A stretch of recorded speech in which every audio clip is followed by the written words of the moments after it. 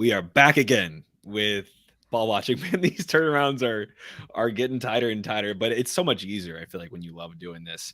I am Jake, and I am joined by Justin, and this is ball watching. We are back for a preview of St. Louis City SC's matchup against the Portland Timbers coming up this Saturday. A little bit of a late night fixture on this one, but for you all, we've got a loaded agenda for today.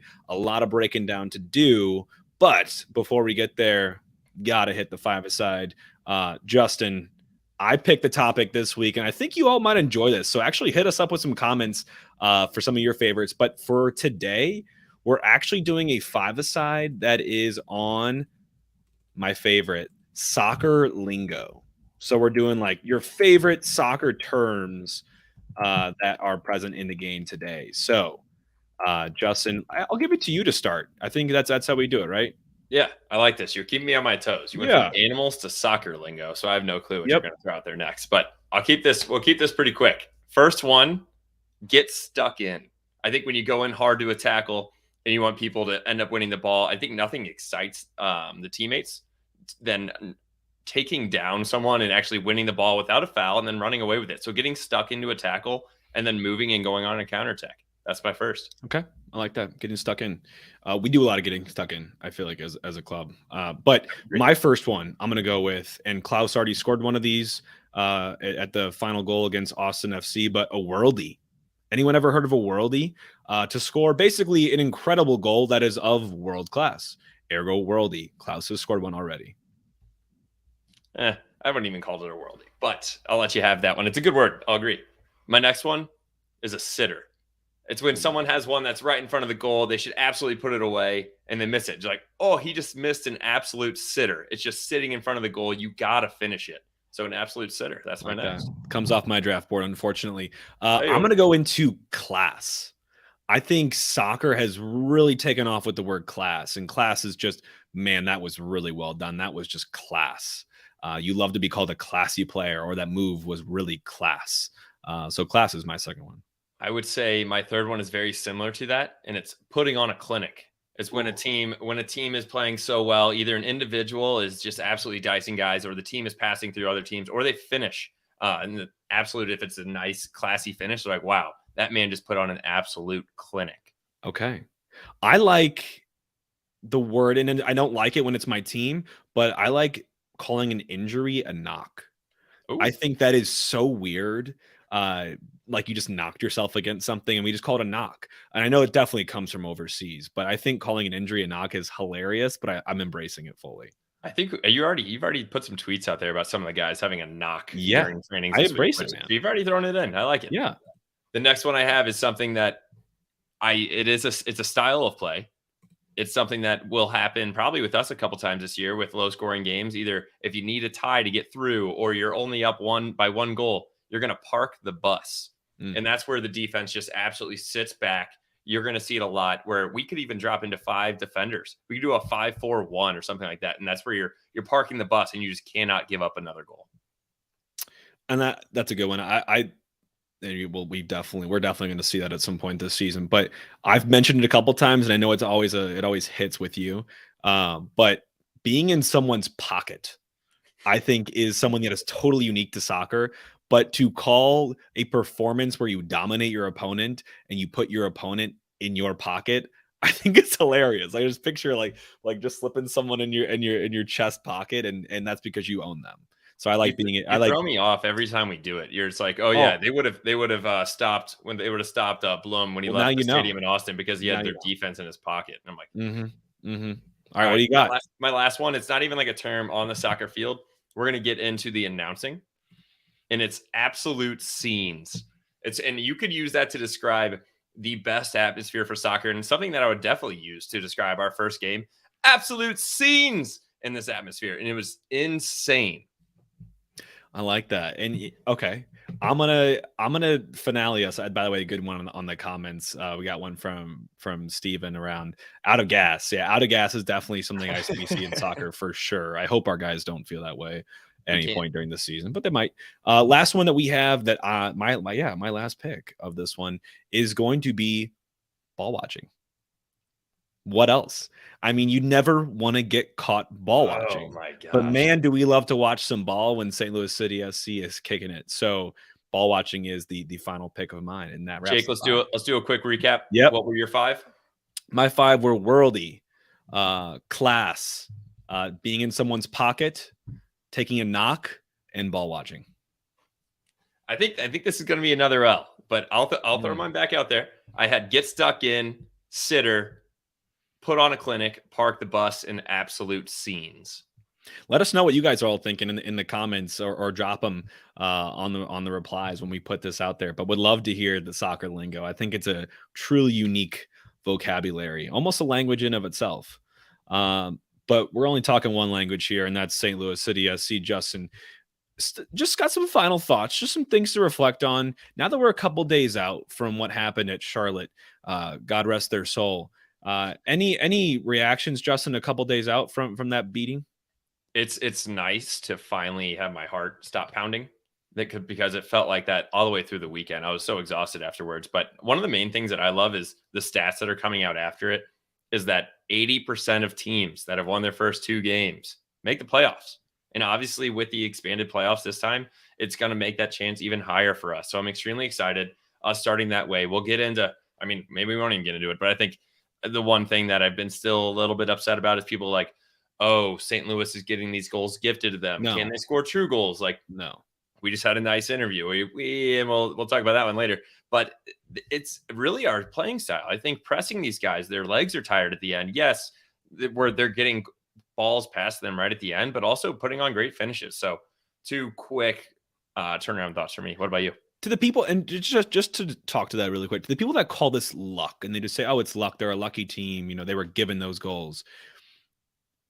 Luck is, to me, I mean, you make your own luck. We create our own luck. I think for any of those goals, you could say, yeah, the back pass was awful. And yeah, it was. But we also had a guy between the goalie and that defender in both cases because of how we're set up to press. So in a way, we're creating our luck. We're putting ourselves in a position to be there, to receive or intercept that ball and put it away. So yeah, do we guarantee those chances come every single game? No. Was that really unfortunate and unlucky on that other player? Yeah. But are they professional, and should they be doing that? No. And we're absolutely going to make them pay for that. So I don't have any sympathy for the luck people out there. Last couple of things that I want to touch on with the game is Leuven going back-to-back match day team of the week. Tip of the cap to him. Big Edu. Also for the team, moving up in the power rankings for the MLS. Up 6 spots from 19 to 13. There are also other power rankings out there. I only recognize the ones that are legit because ESPN, I think, is on drugs, having moved us up from 28 to 26 this past week. What are you guys watching? Like, are like for real? Like, what is going on there? I'll take it, dude. Keep adding things to the bulletin board that we're going to hang up. That's true. That's fine with me. That's true. But for the MLS power rankings, putting us at 13. Look out. We're basically Mrs. Your Girl in the MLS, man. Like, we are coming for you. There is no one safe out there. There's no one out of our league right now. And yeah, injected in my veins. I'm going to absolutely be super proud of what we're up to so far. So love it. Lucas Barkley. The verbiage that you're putting out there today is just throwing me off. Let's go. I don't like it. Yeah. Vibe Central. All right. Before we get into Timbers, one more thing. I'll probably let you kick this one off. We had a signing today, which is not something that I saw coming, to be honest. Did you? We did. Yeah. Lucas Bartlett signed a contract with the team today for 1 year and 2 option years. Lucas Bartlett is a center back. He was taken 6 overall in the 2021 Super Draft, and that was into the FC Dallas system. He played mostly, though, with North Texas, which was a pretty solid MLS Next Pro side from what we saw. He's a KC native, which is super cool. And like I said, he's a center back, so he'll probably feature more as a depth type player, but he was with the team all of preseason. He actually featured in most of the games as well. So not shocking, not like a big name brand signing anything, but I think one that will bolster our center back ranks. And it sounds like he's a guy's guy. Lutz had great things to say about him from the locker room and his impact so far, being able to compete at this level. So I think a guy that we're taking a bit of a flyer on. We don't need too many center backs, with John Bell coming back as well, and Nilsson putting on the injured reserve today. But it's nice to see with someone that's local-ish, also a fit in the locker room, and someone that actually absolutely has that compete level in him. Yeah, I completely agree. I mean, we'll add guys if we got it, so let's do it. We'll see what he got. But let's get into why we're here. Yeah, the next big game. The Portland Timbers. It's going to be a big one. It's a pretty impressive program, to be honest. I mean, historically. So they've been in the MLS for 8 years. They have the MLS Cup from 2015, 2 runners up in 2018 and 2021, and they won the MLS back tournament in 2020. And then looking back at I would say more recently, though, looking back at their season, I really thought they would have finished higher. 11 wins, 10 losses, 13 draws, 1 point off the final playoff spot, which technically with the way that the expanded playoffs that are happening this year, they would have made it. And they were dead even on goals for and goal differential. I mean, goals for, goals against. So 0 goal differential, which you're not going to be doing a whole lot if that's your entire season. No. Yeah. And putting up 53 is great. Don't get me wrong. But putting 53 past your own defense is not great either. So definitely a down season for them where they didn't meet expectations of themselves compared to what they've been doing the last 7 or 8 years. But Portland Timbers, 53, they scored 53 goals last season. 10 of those came from PKs. And they scored more than 2 goals only 5 times throughout those 34 games. So you take away, they put an absolute thumping on Sporting KC. They put 7 past them. You take that out of there, they only averaged 1.4 goals per game. So not really the most explosive attack in the league, and also a very leaky defense last season. So that ended up they were kind of knotted up, like 11 wins, 10 losses, and 13 draws. So like kind of just really, really bang average as of last season. But let's get into this season, Justin. I was about to say, I think there can be a lot to be said about the offseason, and so they could be turning it around. I don't think that it looks that optimistic right now. So they played 2 games as well. Their first home game, first game of the season was a home game. They had a win versus Sporting KC, 1-0. And then they went off to LAFC, which is never an easy place to play. Ended up taking a 3-2 L. So I think it's a game of 2 tales, or sorry, a story of 2 tales. Just go. Just go. But I mean, you think like a 1-0 scoring game and then a 3-2. So it shows they scored 3 goals. We've scored 6 in our first 2 games. I would say, looking back at the highlights that we looked at, they looked kind of shaky on corners and set pieces and giving up goals and good chances, which is great for us because we already talked about it on the recap. Leuven can absolutely whip the balls in, and we have the guys that can get up in the air with Klaus and Tim Parker and a couple of other fellas. So that could be, you could see a goal coming that way for us. You could, yeah. I think set pieces will be something we'll get into more here. They definitely gave up some goals on set pieces. They also can counter really quickly. They've got some speedy attackers. We're going to talk about them coming up here.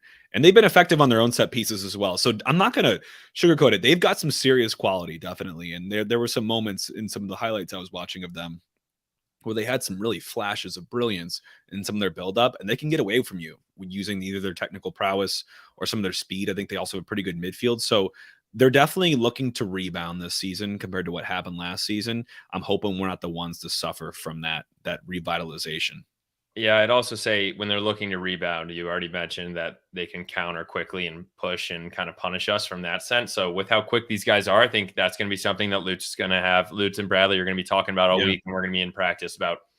Lutz even mentioned on his most recent interview that if one guy is one step late, the whole system falls apart. So I think that's something that we're still tightening up. It's going to be a 3rd game, but I think we'll give it a go. Let's talk about key players, Justin. You're kind of teasing a little bit there, but you can't look too much further than their club record signing, which they just signed for this season. And the name is just Evander.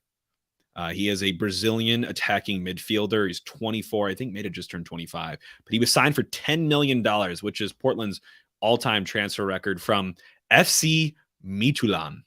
I had to look that one up, Justin. I'm very happy that you took this entire guy. Yep. So I looked that one up, and he was scoring, dude. He was putting up assists in the Europa League and was leading through the group stage. So he's not a joke. That level of productivity, even in that league, is solid. So to have him come over here, I think was a big coup for Portland, and they're hoping that he can replicate that and probably in their minds become some sort of MVP level talent for them to carry them. He put up 50 goals and 38 assists in 167 appearances for the Danish club Midtjylland. 1 goal so far in the MLS. 1 goal so far, only 1 game. So 2 games. I don't know. Sorry, I don't know if he featured in the first one, but he definitely featured in the second one. Yep. And then next guy, Eric Williamson, 25-year-old American center mid, for the Timbers. He's had 6 U.S. caps, so you can already see that he can make his way up there, and then he contributes and gets up and back. And I think a lot of their play is going to be through him, and especially on the counters, they're going to be looking to find his feet, and he'll be the one distributing it out. So keep an eye for him in the midfield, and I think it'll be a good matchup with Edu Leuven and Blum to kind of shut him down. He'll be there, Leuven, for sure, Eric Williamson. And then going to one of their more exciting players, they have a 20-year-old Colombian playing it right back, but that also runs the flanks and gets into the attack. He was a transfer from a Colombian club, Medellin, for any of my Pablo Escobar or Narcos fans out there.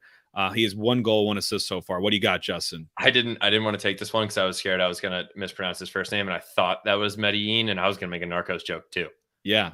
Juan Mascara. This guy's apparently legit. He's 20. He's poised to be their big breakout player.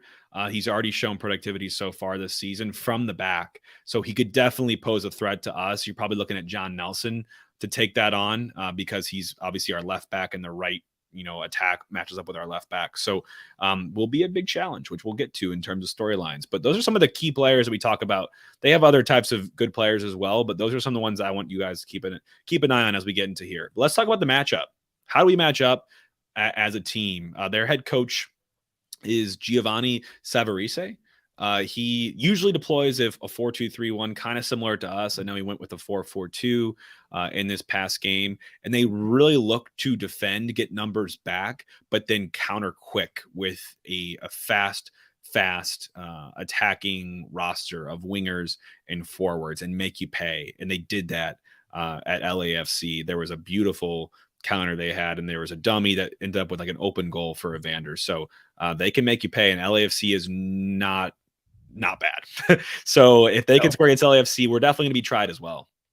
Yeah, I will say that I think even though they scored 2 against LAFC, they also gave up 3. So that, yes, they shut out Sporting KC. I think we kind of know where Sporting KC is in the table and kind of expect them to miss playoffs. So I don't think huge thing, but you have another thing on here for Timbers game types for Sam Jones. This is hilarious. This is hilarious for any of my MLS readers out there that like to go on the website and read. So Sam Jones is a writer for the MLS, and he actually summarized Timbers game types into 3 different types. And I'm hoping we probably get one versus the other, but there's 3 types, typical Timbers types. And the first one is a 1-0 or a 1-1 game where the final XG, so expected goals, finishes between a 1-1 and a 0.8. So not a very flashy or fun affair. That's number 1. Number 2 is they get absolutely whooped by a random team from Texas. There are a couple different teams from Texas, but apparently they get whooped often from them. And then that's 2. And the final one is the 3rd, where essentially you light Roman candles, attach it to a spinning ceiling fan in a crowded and dark room. And that is probably what LAFC's game was against them. Just goals flying everywhere. They were down 3-0, then they were 3-2, looking like they might tie it. Just a cluster. Just balls to the wall, which I hope we don't have that. I could see this one being hopefully the type 2, the mollywopped randomly from a team from Missouri. Team from Texas. Yeah, team from Missouri this time. Yeah. I mean, they didn't get mollywopped from Kansas City, and they're from Missouri, but whatever. All right, storylines. Let's get into it. Timbers. I think we've already talked about the history with them being kept out of the playoff last year. They are looking to bounce back this year, and now that they're 1-1. It's tough to expect a point when going into LAFC, but now they're back home again against an expansion club. They're going to be looking to play hard against us and not want to give us our 3rd dub. So I think that's going to be interesting. I will also say, can their defense withstand, which is a lot of the comments we got, can their defense withstand our press? I know we have a lot of people like, are we going to get a gimme goal from them? I'm going to pull that up. That was a specific question that we got from Lucas Barkley. And then also, we had a couple of different people actually had from Austin as well that are asking, are we going to get a gimme goal? And like we talked about, it is somewhat of a gimme goal, but I think the press is going to do that. And their goalkeeper, Bingham, has already been forced to make some excellent saves. So I think that's going to be something that if they do have a gimme, maybe look to him to possibly stop one for the first time for us. Yeah, my couple of things I'll add to that is, can Evander be what they hope he's going to be? And will that be in this game? He had that goal in the last game against LAFC. I think he's getting up to speed. He's not there yet. So hopefully we have the benefit of kind of catching him on his climb and we don't experience the peak. They also were pretty resilient so far this season. They had a really kind of gritty game against Sporting where they ground out the W, and then LAFC, they went down 3-0, like I said, and came back to 3-2, made it look like a real game. They do kind of lack depth, though. That's one thing we'll kind of get to, is they don't have too much depth outside the starting 11. They also have a pretty good array of injuries to some pretty key players, Sebastian Blanco being one of them, where they could fall into some issues. And I will say one more off-field thing that is interesting that maybe folks might not know is they've been in the spotlight for some not great things as of recently, the last couple of years. And that's that last October, an investigation from U.S. Soccer found that the Timbers and Portland Thorns owner, Merritt Paulson, and then their president of soccer, Gavin Wilkinson, helped to cover up and perpetuate the abuse of players in the National Women's Soccer League by former Thorns coach Paul Riley. So everyone's been cleaned house besides the owner, Merritt Paulson, who has since divested the Thorns, or at least put up the Thorns for sale, but he wants to remain the owner of the Timbers. So some not great stuff kind of following them in the wake. Agreed. Let's get into us, though. The more fun stuff. The more fun stuff. I would agree. I definitely don't want to belong in anything on that, and I will stay away. So for City, I think we got a comment from Steven. Right when I said it, Steven, I apologize. To be fair, Sporting Kansas City is in Kansas. I apologize. Yep. I wouldn't be surprised if they move over to the Missouri side. I mean, I know they have that brand new stadium. Maybe they flip-flop with the Chiefs. I've heard some rumors on that. Yeah. I don't think any of that will happen, but just wanted to give Steven a little slack there. But talking about City, obviously coming off an extremely exciting first game for us, it is a long travel. And I think that's something that it's going to be interesting for our St. Louis fans as well. Everybody, we're kicking off at 9:30 p.m. St. Louis time. So not only will it be a long travel for them, but it'd be a late night. That game's going to ending probably somewhere around 11:30. So look for that. And hopefully, I think we'll get up there plenty of time, have plenty of legs. But can we keep the momentum from our first two games and the energy, especially? And then also, we've had a couple of great duos that we've talked about. Can Blum and Leuven and Parker and Hebert, can they contain these guys that we're talking about with Evander? And can John Nelson contain Mascara? Yeah, Juan Mascara. Yeah, he's going to be tested, man. This is going to be a big test for him. We had a question come in here about us being exposed on counterattacks. Most definitely. This is going to be a game where we're going to be tested on that specifically. We saw sometimes last game being a little bit open defensively and seeing Tim Parker just hop on his horse to get back, which, man, that guy actually does have some pretty good downhill speed. But definitely going to be tested from the counter spot. I think for us, it's going to be imperative that we force some errors out of their back four. Not as much experience in their back four due to some injuries and due to just lack of depth. So I think that will be an opportunity for us. Can we tire them out and make them go to their bench early for the same reason? They don't have much depth. I think we do tire teams out, and hopefully we wear them down enough. And finally, the last thing I want to say is Providence Park, where they're actually going to play this game, is a hell of a stadium for watching soccer. It's not a soccer specific stadium, I don't think, but they have an incredible atmosphere. People love to go to games there. I will say the one caveat, it is turf, and Justin, I want to speak on that, but not yet. Okay. So let's go to the starting 11 predictions. But for now, Justin, give us the plug. We have 13 people in here now listening to us. Thanks for joining on a late night here on Wednesday. Shoot us a like if you're in the room watching. We definitely love to hear from you all. Yeah, at Ball Watching STL, shoot us, either throw us in the comments in here, throw it on Instagram, throw it on Twitter. We try to cover it and be as engaged as we can as possible with the listeners and the viewers. So we appreciate you guys tuning in live here, and obviously it'll be back on the podcast tomorrow morning. So if you don't catch us live here, you'll definitely catch us the next morning on all of these shows. So I think Jake has the starting lineups now. Yes, we've got the starting lineups, and it's no longer the storyline. So starting lineups for us. I do not think much will change, Justin, from what we went with at Charlotte. I think we'll probably end up deploying a 4-4-2 still, keeping Berkey in the back. I still expect Berkey to get more action this game than I did last game. I think he's kind of growing a little bit in terms of the action that he's seeing. But keeping the same back four, unless I get shocked. I think John Nelson will remain as left back, Kyle Hebert left center back, Tim Parker right center back, and Jake Nerwinski in the right back. But where I do think we could see potential changes, I don't have them on here because I'm not sure that Carnell will take them, is in the four of the midfield. Justin, what are your thoughts on the midfield? Line us up from left to right. We've talked about it a little bit. I think Jared Stroud on the left is something. I think he's already become a little bit more of a mainstay there. He's played obviously two pretty good games, a strong game so far, so I don't see that changing. I definitely don't see us changing either Leuven or Njobolo Bloom. I think those guys are going to be one of the best duos that we're going to see in the midfield in the MLS. And then we have Thomas Ostrak on the right. I would say if there are moves that could be made in the midfield, you could possibly give Jared Stroud a rest or Thomas Ostrak. I think we have Alm. We have, I'm sorry, now I'm blanking, that we could throw in there and just kind of replace some of these guys. Jake, help me out with the name. I am literally blanking on, and I pretty much just Alm. Vassilev. Yeah, Indiana could also feature. I could see, Ostrak's one of the guys where he's the one that I could see potentially being swapped out just because he hasn't really gotten up to speed yet. But for that same reason, I don't know if I want him to come out because I think he still is going to be a really important player for us. And I just don't think he's gotten up there yet. I think a lot of our creativity will run through him eventually. It just hasn't really gotten going yet. And I don't think him being deployed out to the right might be his best position, but maybe it's something new for him to try to see what he gets involved in. So I still do think he'll start, but I could see that position being one that Carnell tinkers with. Yeah, I think we kind of talk about it. We're 2 games in to a brand new team and not an easy system to play with. And he is playing next to Blum, who is literally the guy that came in like a month and a half ago. So getting used to playing styles with other players and getting the chemistry down takes a bit. So I don't think we're going to see any changes either. But bring us back up top, Jake. Oh, the dynamic duo, the Batman and Robin, Joao Klaus at the helm and being supported.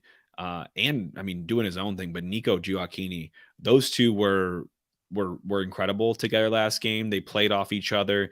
They both made their own runs. They just really complemented each other and they offered something different in attack. And I think Klaus is almost maybe better with having someone beside him to detract from some of the other attention and let him kind of shine and be supported in a way that Nico can provide. Because Nico can be a goal threat. He can be an assist threat. He's a really dynamic player. He's super fast. He runs his tail off. And he's a totally different player to Klaus. But I think they complement each other well. So I love their dynamic. And I could see Carnell rolling with this one in game 3. I would completely agree. And hopefully I would say with them being struggled a little bit on some of the set pieces, we can see Joao Klaus put his 3rd goal of the season away. That would be absolutely huge. That would be huge. That would be huge. So that's what we have for predictions for you all in terms of our starting 11. But Justin, let's get back into kind of our game predictions and kind of bring us home here. I think it's going to be a very tight one, but any initial thoughts heading into this matchup for how it might go down? I think that the atmosphere here is going to be just as good as it has been in the past 2 games for us. So that's a little scared for me. I would say also with the speed that we've talked about and how well they can counter. I do see that we're going to, I think this is where we're going to get burnt a little bit on another counterattack. So I definitely see them putting one away. We'll get into the bets later. I could see us putting one away as well. And unfortunately, Jake, I have to go with it. I think we're going to take our first L. I think we're going to lose 2-1 on the road. I think even though the guys are bringing in a lot of energy, it's just not an easy place to play. I think we're going to get broken down in the system maybe once here, and then we're going to learn from our mistakes and move forward. It's not a big deal to lose a game, especially on the road to a team like Portland. That's probably going to be a playoff contender. So that's my prediction. What do you got? At the same time, I do think it's a very winnable game too. I think it could go either way for sure. I think it's just going to be a battle. It's going to be a battle. They have a strong midfield. I think we have a pretty strong midfield. They have some budding talents. I think we have some young and guys that are not inexperienced, but not proven and ones that have a chip on their shoulder to do so. So I do think it's going to be a tight affair. When I say that, like probably under goals, I know we're not going to bet under goals anymore, but in terms of my prediction, I could see this being a 1-1 draw. And I could see it being left late. It may not be the most easy to watch soccer game because it will be so tight, but it'll be nervy for sure. So I'm going to lock in a 1-1 draw for my prediction. Okay. And I know we're not going to bet unders anymore. So we're definitely not doing that, but we'll talk about what, if you do want to bet them or if you want to bet the over, we can talk about that. So money line, regular time. If you want to take the Timbers to win before, obviously we're not going to extra time. So taking them -115 or us +260 or the draw +260. Interesting to me that the draw, I haven't seen that before, that our money line is the same as the draw. So interesting there. And then also draw no bet. Take the Timbers -225, us +170. So if you put your money on that, if you put your $100 down, you'd win 170. If we win the game, you'd get your money back if we tie. Then looking at the over under, it's set at 2.5 again. The over 2.5 is -145. So that's where Vegas thinks that it is actually going to hit again, while the under is +110. So thinking about a couple of those, Jake, does anything really spark your interest on those initially? Not immediately, no. I do feel pretty confident in the draw here. I could see, man, yeah. I honestly might just sprinkle on this game and take that draw, or just the city fan in me, like a draw no bet, just to kind of have some skin in the game and say they got, you know what, I knew they're gonna win like the whole time, and I can be that guy as well. But nothing like just wow, that's a lock. We got to take that. Yeah, I would agree with that. And I would say, and thank you, Ethan, for catching us live. I think Ethan said that he kind of saw a lot of long balls that we've been playing in the past game. I think we could go a little bit more direct. It kind of depends on the if we can play through the team or not. And I think that's kind of a halftime adjustment as needed. So the only thing that I would say that I'm probably gonna take the hammer on, Jake, is the over. It's gonna be a parlay, our first parlay. Ooh. So I think the over 2.5 at -145. I don't like giving out picks that already have that much juice, because it's like saying like, oh, I think the over half on goal for -1,000, where you can't make a ton of money. So let's get it closer to even money. Our first parlay on DraftKings, taking the over 2.5 goals and both teams to score, is -105. So if you think both teams are going to score, I bet you one of the two teams is going to score at least one more time. So taking that over 2.5 and getting you a little bit closer to plus money, put $105 down to win 100. So over 2.5 and both teams to score. Okay. -105 for a hammer. I'm with that. I can get behind that. And I would say that, and then that way also we're still rooting for City. Yeah. It's going to be a tough road game, but you're also just rooting for goals, which I think could be an exciting atmosphere. So let's see what we can do. Definitely. Well, Justin, let's wrap up with some quick listener questions. We've gotten some great ones here, so thank you all for joining and giving us those questions so far. I saw a great thread this past week around the Sporting KC couple of fixtures we have. So remember, we play them 3 times this season, and someone was saying, Missouri Soccer Guy on Twitter is one that started it. So shout out to Missouri Soccer Guy, said that we should play that third game at a neutral site, maybe like Farrott Field at Mizzou, and seats would be 60,000. Obviously, it was huge capacity there. It's an equal kind of distance trip for both fan bases and good exposure to the MLS for a lot of mid-Missouri. And I definitely wanted to noodle on it, and I think there are pros and cons to it. Realistically, I don't think this is going to happen at any point. But is it something fun to think about? For sure. I think it could happen. I kind of like that. I don't know. And then you're throwing in the turf aspect, but I think that would be kind of awesome. And I think definitely not this first year, because you got to grow the fan bases. And I think that's why we have 2 games at home. But I would say a couple of years down the road, when we have people that are willing to drive just the hour and a half, 2 hours to Columbia, and I think we could definitely play at Mizzou. So that's an exciting idea. I had not seen that before. Yeah. I'm not going to go. We're not going to go into like the full blown. We could definitely talk a lot more about that, but exciting to think about. Probably not going to happen in this first season. I would agree. You don't see a whole lot of neutral sites in MLS. They like keeping it homegrown. No, it's got to keep the money in the house, the stadium. Right. That's true. Yeah.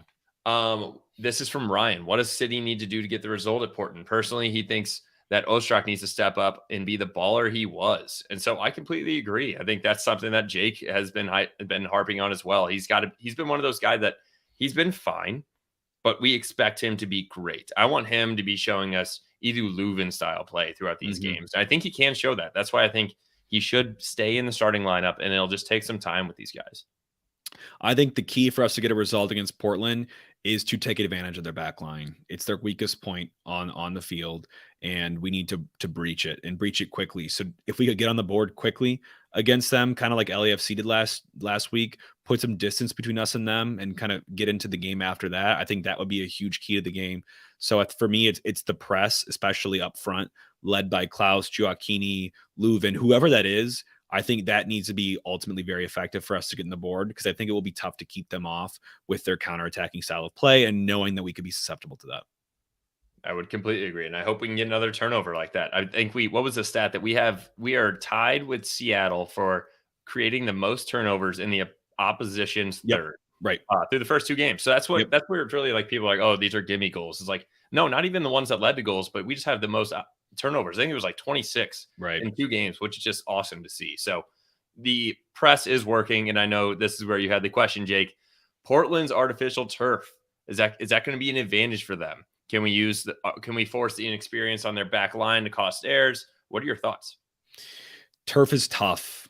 Literally, it's tough on the body. The players could have been practicing there all week on our turf field as part of our facility. They haven't. They probably will go to Portland and practice on their field and maybe do turf towards the latter part of this week here, depending on when they fly out. But turf is much tougher in the body. It's not as forgiving. We know that firsthand playing on turf for a lot of our club careers. The ball sits a little bit higher. It moves a little bit slower. It could definitely pose an advantage and an advantage to Portland and a disadvantage for us just because we're not used to playing on it. I'm not going to use it as an excuse, but I definitely think it shakes things up a little bit. It's going to be interesting that when you were kind of talking about that, a lot of our guys probably haven't played like professional soccer on turf. When you think about like Berkey playing in the Bundesliga, turf is like the worst thing that you could do to soccer over there. So I'm intrigued. I didn't really think about that. I do think, yes, it can kind of change things. But for the most part, besides the ball bouncing, I have a feeling that they probably have sprinklers in their turf as well to actually make the ball move and slide a little bit easier. So I think it will play a little bit more like grass, but I don't think it's going to change us too much. It'll be interesting, though. Well, Justin, comment just came in here. Fat Bug 24 thinks we're going to shock the league, score 3, and get our first clean sheet. Might as well just lock that in. That sounds good to me. For this game, that sounds phenomenal.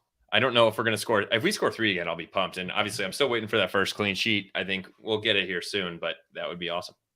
Final thing I want to say, just before we wrap up, is we did a giveaway last week. So thank you to all those who entered, kind of starting our new sponsorship with the Pitch Athletic Club and Tavern. Absolutely fun as hell bar right next to the stadium. And McCoke or M Coke is our first winner. I have the handle here. I'll be reaching out to you via DM to get you the prize, the gift card to the Pitch. But thank you all for entering. A lot more on this coming soon. That's just kind of the first little teaser as we started the sponsorship. Yeah, I will say I think the Pitch absolutely killed it this weekend. It was packed the entire time. I do have a fun little clip that I want to play and what I thought about the Pitch and what I still think about it. A little Marshawn Lynch at Applebee's. Do you remember this? Yeah. I love the ambiance. I love the decor. I spend a lot of time trying to figure out which one I like more, the ambiance or the decor. The ambiance and the decor are just absolutely phenomenal at the Pitch. If you haven't been in there, everybody was standing and cheering even before and after the game. The decor is all St. Louis and soccer based. Go out and see it. I mean, people are going there for lunch too. It's going to be open for EPL games soon, so go give it a shout. Absolutely. I love it. Thank you for the audio there, Justin. But hey, that brings us to a wrap. Thank you all for tuning in. Like we said before, growing base of listeners right now. Welcome to all the new faces and welcome back to all of those that have been here before. This is Ball Watching. Follow us on Instagram and Twitter at Ball Watching STL. Tune into YouTube at Ball Watching STL as well. We're putting out these videos. But yeah, just catch us, reply to our stuff. We love to engage with you all, and we're having a lot of fun this season so far. So I'm glad you're all here for the ride, but we'll talk to you all again here on Sunday in what's hopefully the extension of this win streak, and going 3-0, man, would be an absolute dream. In the meantime, all for City, man. All for City.